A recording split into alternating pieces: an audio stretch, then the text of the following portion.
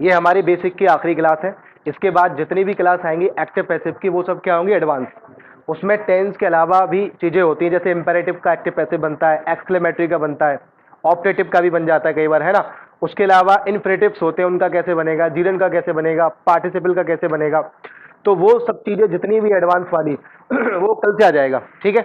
आज देखिए, तो जैसा कि आप सबको पता है हमारे पास 4 टेंस है, इंडेफिनेट, कॉन्टिन्यूअस, परफेक्ट और परफेक्ट कॉन्टिन्यूअस।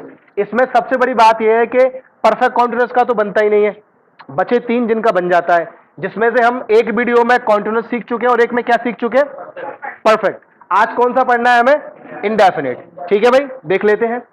तो ये भी बता चुके थे कि भाई कॉन्टिन्यूअस परफेक्ट में हेल्पिंग वर्ब नहीं बदलती, सेम रहती है। कॉन्टिन्यूअस में बस बीइंग बढ़ जाता है, परफेक्ट में क्या बढ़ जाता है, परफेक्ट में बीन बढ़ जाता है। अब यहां पे समझने वाली बात यह, यहां ऐसा चक्कर नहीं है, यहां हेल्पिंग वर्ब चेंज हो जाती है, इसलिए समझना पड़ेगा। तो इंडेफिनेट जो होता है, पहले उसका एक्टिव समझो। इंडेफिनेट 3 टाइम पे, प्रेजेंट में, पास्ट में और फ्यूचर में, ठीक है भाई। एक्टिव स्ट्रक्चर की मैं बात करूं तो प्रेजेंट इंडेफिनेट में अफर्मेटिव के अंदर या तो मिलती है फर्स्ट फॉर्म या उसमें एस या ईएस। नेगेटिव होगा तो डू नॉट या डज नॉट के साथ क्या मिल जाएगा, फर्स्ट फॉर्म। ये दोनों ही एक्टिव स्ट्रक्चर हैं काय के, प्रेजेंट इंडेफिनेट। आगे देखो, पास्ट इंडेफिनेट में अफर्मेटिव में मिलेगा आपको सब्जेक्ट के बाद सेकंड फॉर्म, और या फिर डिड नॉट के साथ फर्स्ट फॉर्म, ये नेगेटिव में मिलेगा, ठीक है। फ्यूचर इंडेफिनेट में सिंपल आपको विल के साथ क्या मिलता है, फर्स्ट फॉर्म। ये पता होना चाहिए आपको एक्टिव, तभी तो पैसिव बनाओगे। पैसिव में क्या होगा, इधर देख लो, अगर प्रेजेंट इंडेफिनेट का पैसिव बनाना है तो आपको कुछ नहीं करना, इज एम आर के बाद थर्ड फॉर्म लगा देनी है। और पास्ट इंडेफिनेट का बनाना है तो इज एम आर का पास्ट, वॉज वर्ब के बाद थर्ड फॉर्म लगा देनी है। और फ्यूचर इंडेफिनेट का बनाना है तो विल के बाद बी लगाओ और थर्ड फॉर्म, ठीक है भाई। चलो तीनों का एक एक एग्जांपल देख लेते हैं। पहला है यहाँ पे आई कुक फूड, ठीक है। अब इसका क्या बनाना है, पैसिव। तो आपको पता है इसमें सब्जेक्ट कौन है, यहाँ पे आई, वर्ब कौन है, कुक, और ऑब्जेक्ट कौन है, फूड, ठीक है भाई। अब समझने की बात यह, इसका पैसिव तो बनाना है, पहले ये तो देखे टेंस कौन सा है। अब किसी को यही नहीं पता टेंस कौन सा है तो क्या ही पैसिव बनाएगा, बताओ कौन सा टेंस है। सब्जेक्ट के बाद कौन सी फॉर्म आई है, फर्स्ट, प्रेजेंट का इंडेफिनेट है।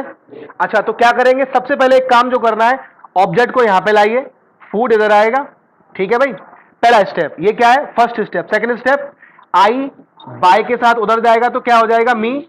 सेकंड स्टेप बताया था भाई, आई अगर ऑब्जेक्ट की जगह जाएगा तो मी हो जाएगा, और यहां मी होता ऑब्जेक्ट की जगह, यहां लाते सब्जेक्ट की जगह पैसिव में, तो आई, ठीक है ना। आई का मी का आई, ये चेंज करना आना चाहिए। 2 स्टेप हो गए। तीसरा स्टेप होता है वर्ब की थर्ड फॉर्म। तो कुक की थर्ड फॉर्म क्या हो जाएगी भाई, क्या, कुकिड, वाह, कुकिड नहीं होगी भाई, कुक्ड, ठीक है। ये थर्ड फॉर्म हो गई, बस बस ठीक है, चलिए ये थर्ड फॉर्म हो गई। इतना काम हर पैसिव में करना है, हर पैसिव में। इसके बाद जो पॉइंट आता है दोस्त, वो आता है यहां पे हेल्पिंग वर्ब का, और यही समझने वाली चीज है।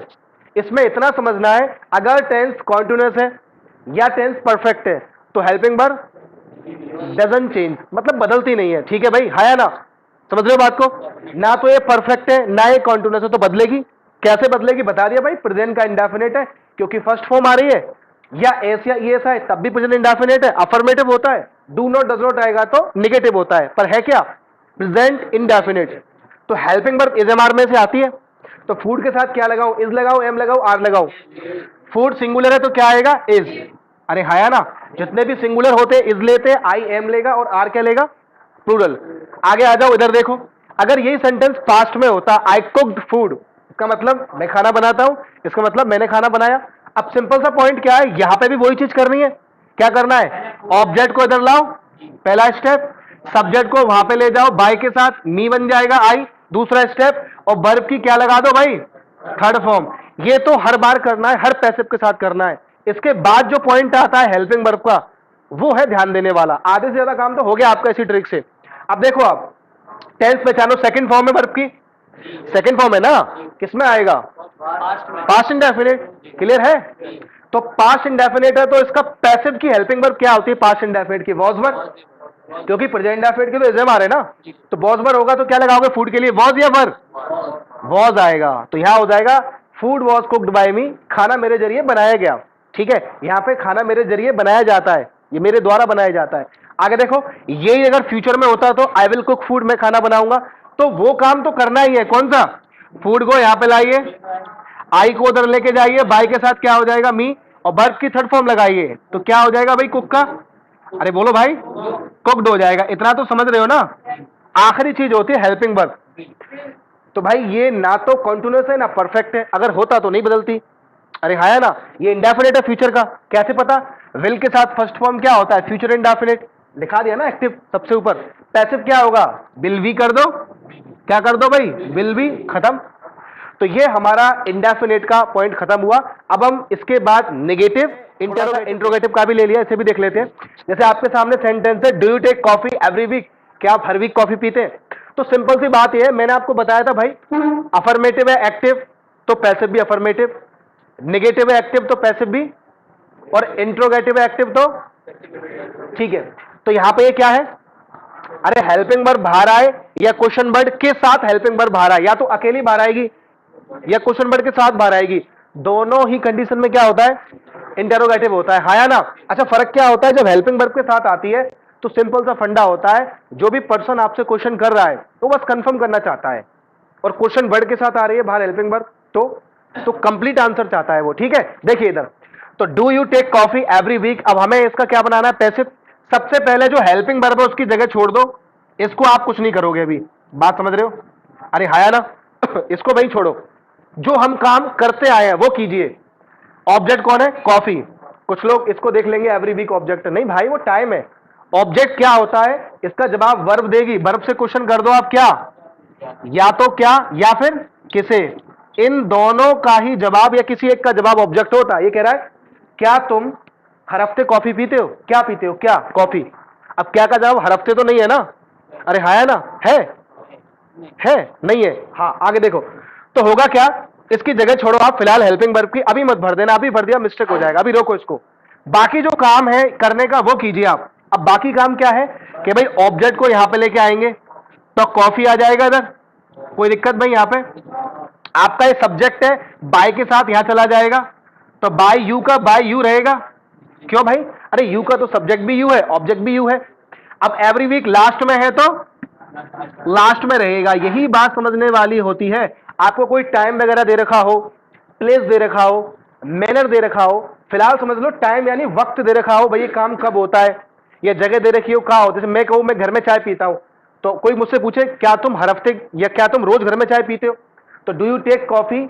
अब उसके बाद यहां पर डिपेंड करेगा क्या दिया है, टाइम दे सकता है या प्लेस दे सकता है, ठीक है। तो वो जो भी वर्ड दिया है, फिलहाल तो ये टाइम बता रहा है किसका, इस काम का, कॉफी पीने का, हो सकता है जगह बताए, अरे हाया ना, तो जो भी दे रखा है वो लास्ट में ही रहेगा, उसको कुछ मत करना, इधर उधर ले जाने की कोशिश मत करना। मैं ये समझाना चाह रहा हूं, बहुत आसान भाषा में याद रखना इसको। अब यहां पे क्या होगा, आगे आपका कॉफी इधर यू चला गया, लास्ट वाला लास्ट में है, क्यों है वो लास्ट में, क्योंकि ना तो वो सब्जेक्ट है ना ऑब्जेक्ट है, वो तो अदर वर्ड्स है ना, तो बस लास्ट में रहेगा। अब तीसरी चीज क्या करनी होती है आपको, थर्ड फॉर्म, अरे थर्ड फॉर्म ही तो लगाते हो भाई, तो टेक की थर्ड फॉर्म टेकन, होगी नहीं होगी भाई। तो इतना काम तो आप हर जगह करते हो, उसमें कोई प्रॉब्लम नहीं है। आप ऑब्जेक्ट को यहां पे लाते हो, फर्स्ट स्टेप, फिर आप यहां के सब्जेक्ट को वहां ले जाते हो, सेकंड स्टेप, और ऑब्जेक्ट बना देते हो, है ना, और वर्ब की थर्ड फॉर्म लगा देते हो, इतना तो करते ही हो ना। उसके बाद आप लगाते थे हेल्पिंग वर्ब, लेकिन प्रॉब्लम ये है यहां बाहर है हेल्पिंग वर्ब, तो तुम्हें भी कहां लगानी है, क्योंकि अगर सेंटेंस इंट्रोगेटिव है एक्टिव में तो पैसिव में भी, याद रखना इस चीज को। तो अब आप मुझे बता दो भाई ये टेंस कौन सा है, डू आ रहा है इसमें, तो डू डज जहां भी आते हैं प्रेजेंट का इंडेफिनिट, और प्रेजेंट के इंडेफिनिट में पैसिव की helping verb is am are. तो बताओ दोस्त कॉफी के हिसाब से क्या बाहर निकालू, इज एम आर, इज बाहर आएगा, क्यों भाई, कॉफी सिंगुलर है, अरे हाँ ना, और सेंटेंस बन के तैयार हो गया, is coffee taken by you every week. अगर आप डायरेक्ट करने की कोशिश करते गलती कर सकते थे, ट्रिक से करोगे गलती नहीं होगी। ट्रिक क्या है, जो काम करते हैं अफर्मेटिव में नेगेटिव में वो यहां पे भी करना है, बस हेल्पिंग वर्ब या क्वेश्चन वर्ब जो शुरू में दे उसकी जगह छोड़ दो। एक और देखो, जैसे यहां लिखा हुआ है why did you beat your friend, तुमने अपने दोस्त को क्यों कूट दिया। अब यहां पे क्या होगा, क्वेश्चन वर्ड आया है तो आपको भी क्वेश्चन वर्ड सेम रखना है, वाई का वाई, हेल्पिंग वर्ब आई है, इसकी जगह छोड़नी है हमेशा, डायरेक्ट मत लगा देना, क्वेश्चन वर्ड तो सेम रहेगा भाई, ये भी बात ध्यान रखना, ठीक है। अब उसके बाद पहचानो कौन है ऑब्जेक्ट, देखो ये सब्जेक्ट है यू, पीटना वर्ब है, किसको पीटा, अपने दोस्त को, तो ये क्या है ऑब्जेक्ट। तो योर फ्रेंड को आप इधर लाइए, तो योर फ्रेंड का क्या हो जाएगा भाई, बोलो, योर फ्रेंड ही होगा, क्यों भाई, बदल क्यों नहीं रहा, ये कल लिखाए थे ना, आई का मी का आई, यू का यू, तो उसमें से थोड़ी है ना, उसमें से नहीं है तो नहीं बदलेगा, तो लिख दिया भाई। उसके बाद यू ऑब्जेक्ट है, इसको ले जाओ बाय के साथ, तो बाय के साथ ले जाओगे तो यू का यू ये मतलब सेम रहेगा, बदलेगा तो नहीं, पूछो क्यों? अरे यू का ऑब्जेक्ट भी तो यही होता है ना। आगे देखिए, अब यहां पे फर्स्ट स्टेप कर दिया आपने, सेकंड स्टेप कर दिया, थर्ड नंबर पे लगाते हो आप क्या, थर्ड फॉर्म। पीटने की थर्ड फॉर्म बीट की क्या होती है, बीटन। बीटेड नहीं भाई, क्या कर रहे हो तुम, इंग्लिश को जीने दो भाई थोड़ा बहुत, बीटेड, वाह गजब, ठीक है। तो अब देखो क्या बचा हमारे पास, हमने क्वेश्चन पर रिपीट किया, तरीका समझ लो। ऑब्जेक्ट को यहां पे लाए, सब्जेक्ट को वहां पे ले गए, थर्ड फॉर्म लगा दी जो हमेशा करते हैं। अब जो जगह खाली छोड़ी अब भरो उसको, पहले पहचानो टेंस कौन सा है, डिड आ रहा है ना, डिड किस में आता है, पास्ट इंडेफिनिट। अब पैसिव में हेल्पिंग वर्ब क्या होगी पास्ट इंडेफिनिट की, वॉज या वर, तो वॉज वर में से क्या लगाओ भाई और फ्रेंड के लिए, वॉज आएगा, क्यों, सिंगुलर है ना भाई, तुम्हारा दोस्त, एक ही की तो बात चल रही है, इतना समझ में आ रहा है? ओके, तो हमारा बेसिक आज खत्म होता है। कल से जितने भी लोग एडवांस है, हमसे चाहते हैं थोड़ा हम एडवांस पढ़ाएं, अब जितनी वीडियो आएंगी एक्टिव पैसिव की सारी क्या होंगी, एडवांस। तो आज के लिए इतना ही है, साइन इन ऑफ।